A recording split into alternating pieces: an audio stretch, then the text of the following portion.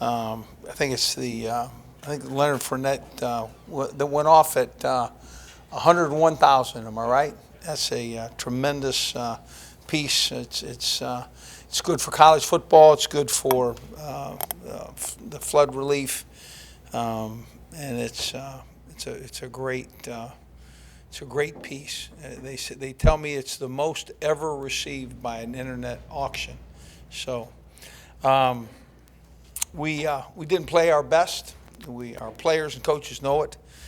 Credit Alabama. They played very well, and the key piece for us is to recognize that 48 hours, whether we'd won that game or whether we'd lost, it's a 48-hour window, and we're going to watch that thing today and kind of put it behind us and go from there.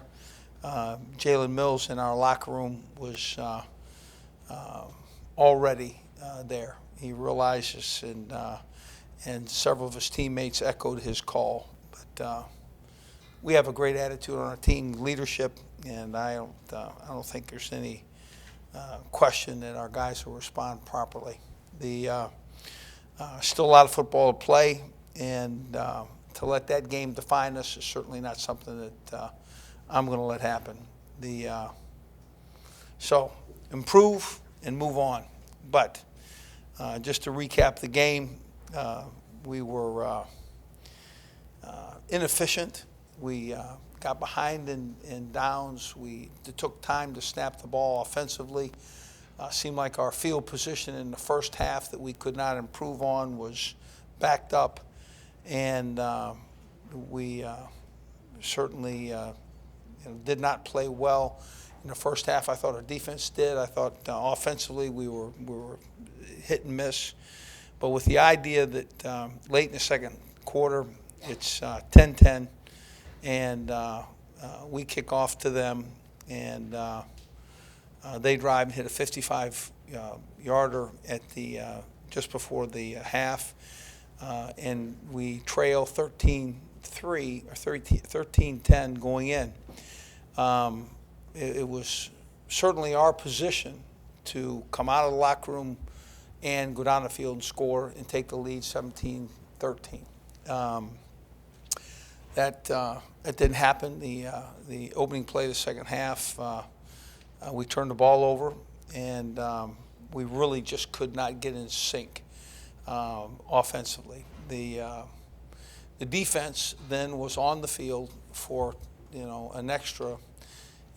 We were on the field 20 minutes offensively, they were on the field 40 minutes defensively. So at any point in time that you're in a position like that, you're going to be taken advantage of because of the time that you're on the field. Offensively, we have to sustain drives, but when you're 3 of 11 on third downs, that just didn't happen. So credit Alabama's defense; they played extremely well. For Leonard Fournette, it certainly was not his fault in any way. We didn't get him loose. It was safeties were making tackles, and they were making him very close to the line of scrimmage. And defensively, again, I think that they played well in the first half, but going into the late in the game, having been on the field as long as they had, but in a position where we just score and we kick off, and with 9:18 to go at the end of the game, they have the ball on about the 4-yard line, and it's certainly it'll be 3 and out, and we'll get the ball and have the opportunity to score, and then onside kick, and have to score really twice. But the last 9:18, the opponent never turned the ball over. They got to a 3rd and 9 on about the 27, 29-yard line. And if the defense had been able to handle that spot, we could have had some come from behind. But again, too many mental mistakes for us to win a game like that. So Arkansas. They've been in overtime 3 times. Brett Bielema's got them playing very well. They're big up front on both sides. They have big-time running back Alex Collins with 1,000 yards plus. And Brandon Allen is ranked number 2 in the SEC in passing efficiency. He's thrown for 2,476 yards and 21 touchdowns. Arkansas is averaging 35 points and 472 yards per game, second in the conference. Rushing it at 192 and throwing it for 280. They lead the league in time of possession, and their quarterbacks only had 9 sacks. So defensively, they're playing to the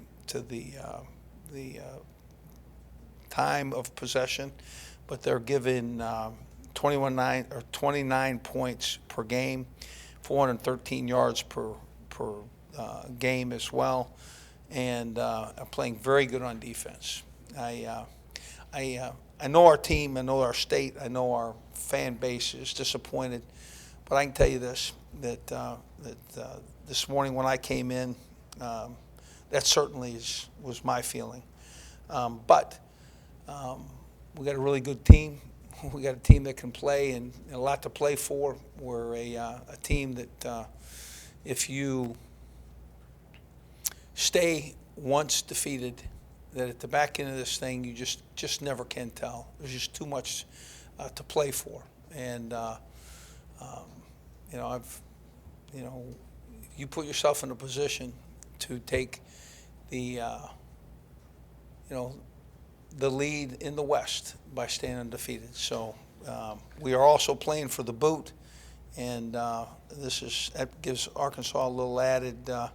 It gives us a little added incentive. So, any questions? Coach, Alabama's success in the trenches on Saturday, was that just a bad night by LSU, or is this a deeper issue with recruiting and maybe the style of athlete those guys are getting? Well, I think there's, it'd be hard-pressed for me to tell you. I could point at one thing. But I can tell you that Alabama's defense was certainly, as it was billed, I think there's really some growth that needs to take place offensively, and I think it's a matter of that. To be honest with you, I really look forward to our offense beyond that experience, as much as I hated to have it. But coming off your own goal line and being in an opponent's stadium, and even though we've done that once at Mississippi State, it was just much different. And I think this football team will understand what it's been through, and look forward to putting themselves in position to play another game of significance.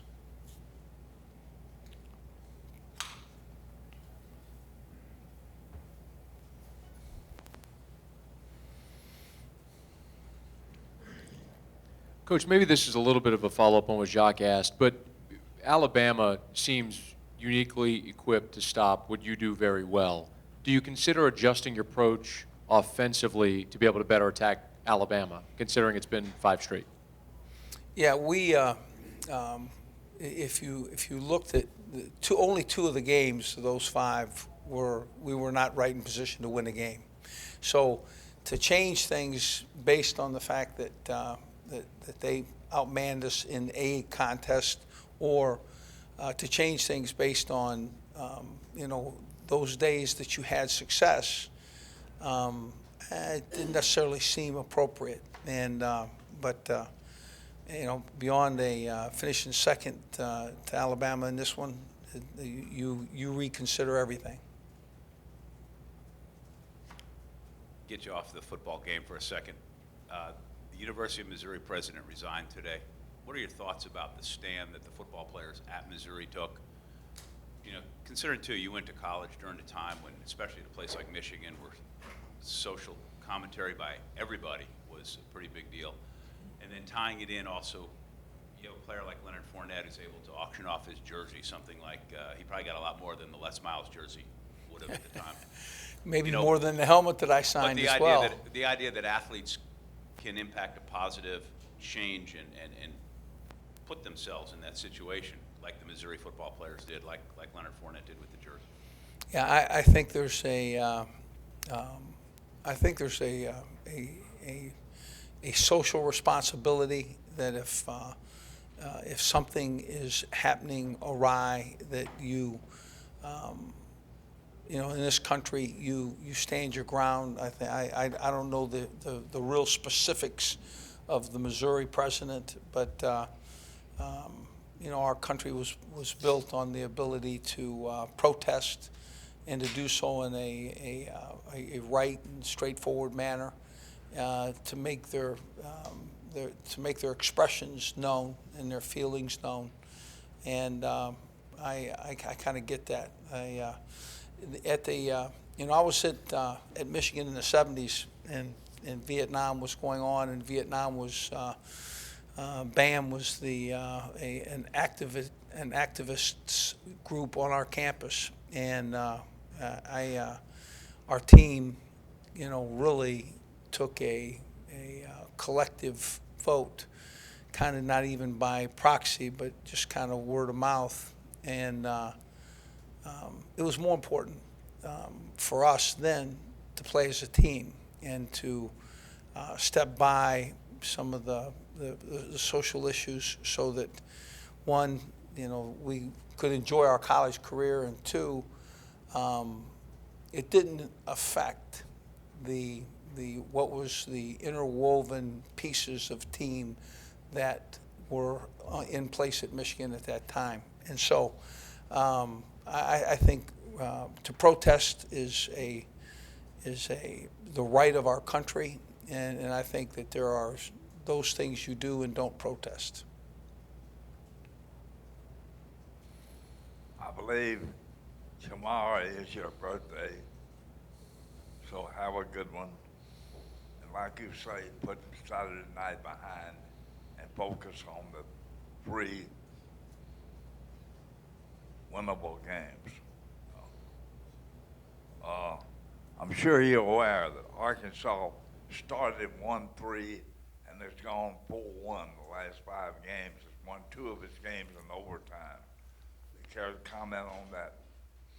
Yeah, I think they're a very talented team. I think they're a team that our guys will certainly, once they get a view of how they play, that we'll have to accommodate a great game plan and have a great week of preparation. I think taking the experience that they just had at Alabama and learning from it, but putting it behind them, is a necessity.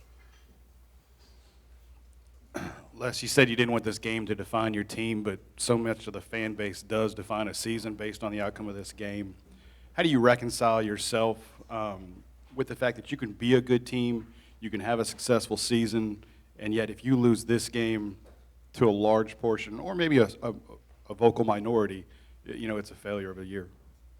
Well, the only thing I can say to those guys is that there's nobody that's more pained and more hurt than the guys that wear the purple and gold, that the coaches, and so it's not, they're not by themselves, and the need to improve and it really at every level is the task at hand. So I certainly understand, but we'll go forward from here. I wanted to say that the after tomorrow is my 91st. How about them onions?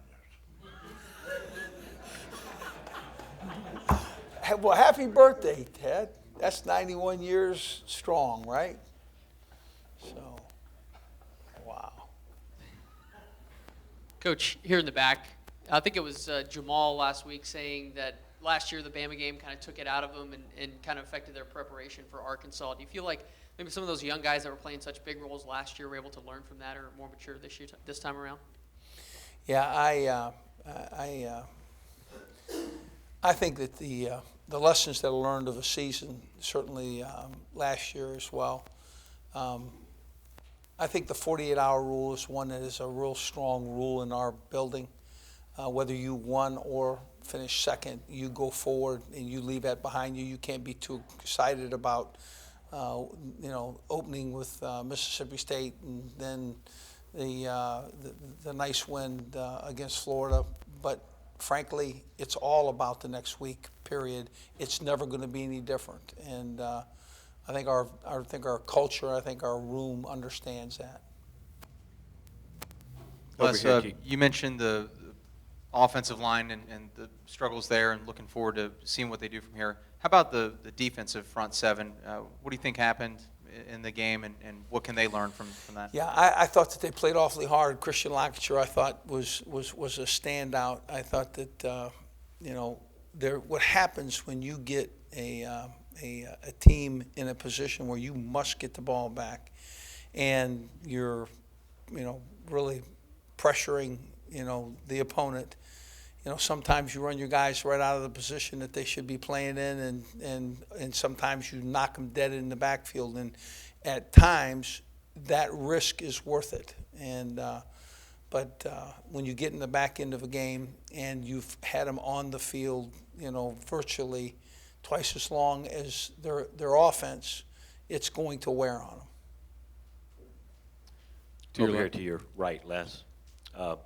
Are you having a big issue on your kickoff return team? Darius Geis got hit twice really hard by an unblocked player, and then he didn't want to run it out of the end zone after that. Yeah, well, no, we weren't getting it back to the yard line. We wanted to make sure that we kept field position. When Darius Geis would run it out of any end zone. But I'm just letting you know.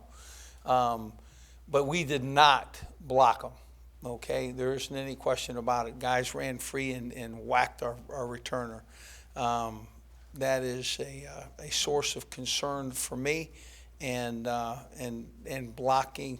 Well, to be honest with you, we improved in the in kickoffs, and we improved when we punt the ball in coverage. Okay, now. Really, this kickoff return team has got to come of age. We have guys back there that are very capable that can return it. We just got to give them some seams. To your left, Coach, you going to scoreboard watch it all Saturday afternoon with Bama playing at Mississippi State? No. Okay. No, I didn't watch that. I didn't watch that. Will you this Saturday? Because they'll play before you play, and you obviously need Bama to lose. Mississippi State and then an Auburn game late in the year, both of which are significant games. Certainly a score that is that would help my team. I would certainly make sure that they knew. I watch not a snap of football on a Saturday when I'm preparing to play. And given that Leonard, in a very self-aware moment, was able to raise $101,000 for a great cause. I don't know if you've given any thought, but should the NCAA adjust the rule? They made an exception for Leonard, but should they adjust the rule to allow more situations like this? Yeah, I think I think that's what college is about, and I think that the NC2A really is probably looking to expand these opportunities for college football to help, and I think that is I can't imagine that anybody is not looking at this as a great opportunity for a part of our society that is certainly very popular and can have power and raise money in certain instances based on just offering what is a very small monetary gift, such as a helmet or a jersey. I think it's something that the NC2A is looking at, and I can't imagine that they won't, put in place some style of, give back to the society that football represents. Les, could you give us an update on J.D. Moore? Yeah, I think J.D.'s may well be out for the season at this point. How does that affect you going forward? Yeah, well, obviously one of our, best fullbacks is no longer with us, but the good news is that Burkithian Mouton is coming on, and we'll have a good group there that David Dupree and we'll have a well-manned position. When you look at Brett Bielema, he's a former offensive lineman. He's kind of got a similar. Y'all have similar kind of offensive approaches. You see similarities when you watch his teams, and what's your relationship like with him? Yeah, I don't have a personal relationship with him. I like him as a coach. Watch his teams play. They play hard. Nothing.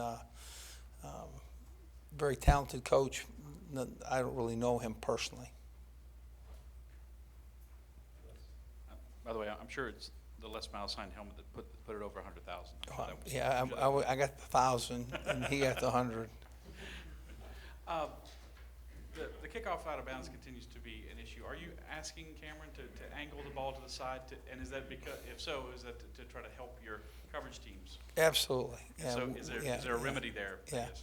yeah, we would. Yeah, execution. That's the only remedy that I can figure. He'll be able to hit it and hit it long and tall as any of them, and we'll continue there. We might also look at Trent Domingue.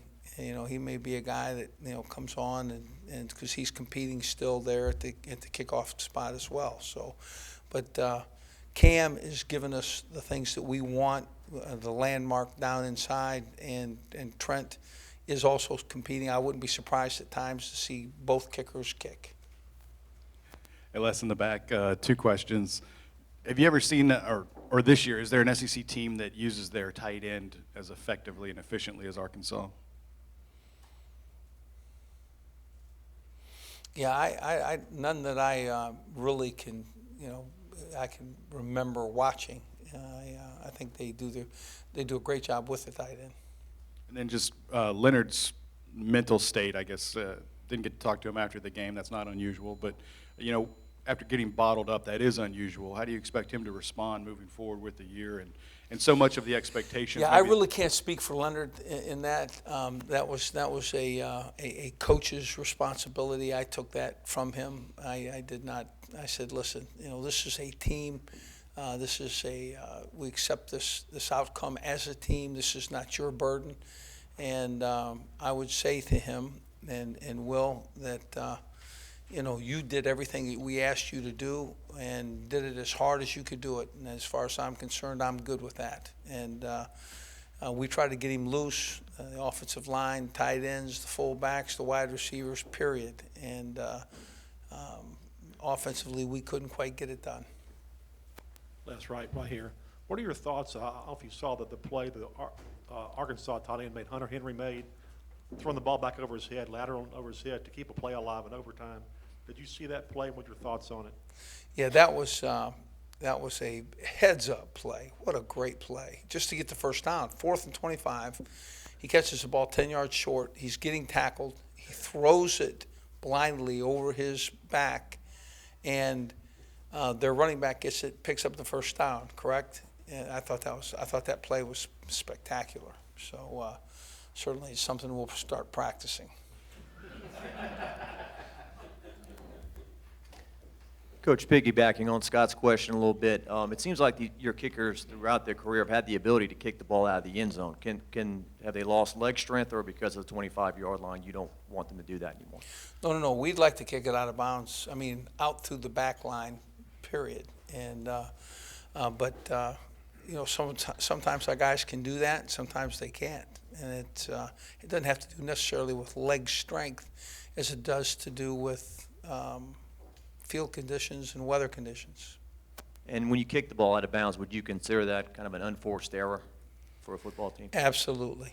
Yeah, this is something that he'll be able to do. We just got to put him in position to do it again and again and again. So. Coach, you have time for one final question? Hey, Coach. Did Lewis Neal suffer an injury on Saturday? Lewis Neal got nicked. I don't think it's anything that's cost him any time.